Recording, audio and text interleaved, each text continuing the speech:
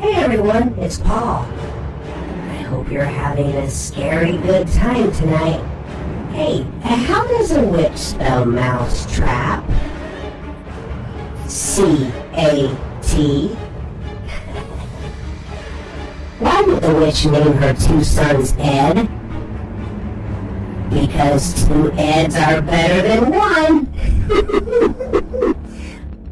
Okay, well make sure that you pull safely over to the right-hand side of the road, that your emergency flashers are on, and that you stay in your vehicle.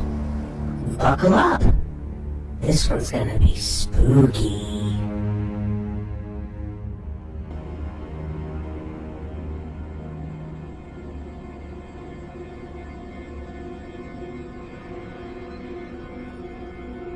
Matt Ward has lived all his life in Port Aransas, and Matt told me a story about an old friend of his, George Coleman, whose spirit apparently inhabited a car after he died.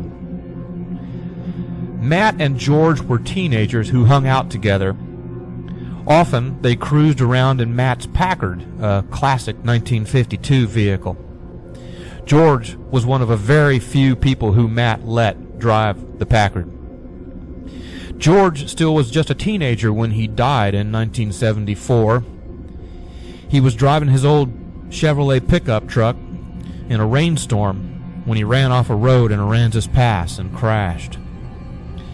About 6 weeks after George's death, Matt got out of bed one night to go to the bathroom, and while walking back to his bed, he felt a hand touch his shoulder.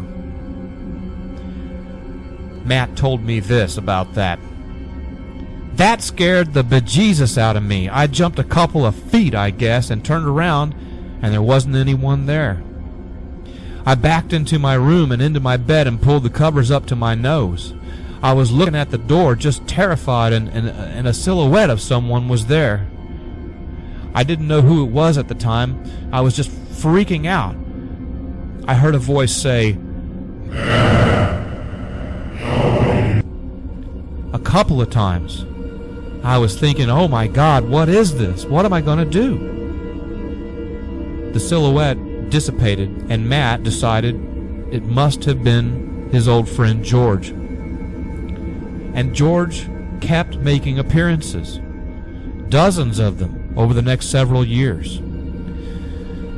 Matt said that George was big on playing tricks, just silly things like turning the lights on and off in Matt's bedroom. Other times, when Matt was sitting or lying in bed, he'd hear what sounded like someone giving the mattress a single hard slap.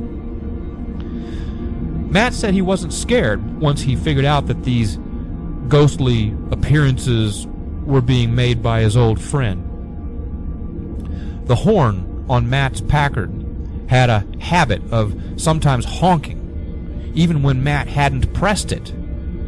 It always seemed to go off at key moments, like the time late one night when Matt was about to doze off behind the wheel.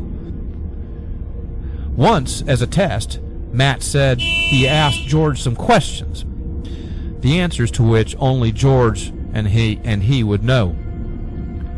Matt, who was seated in his Packard at the time, asked George to honk twice to say yes and once for no.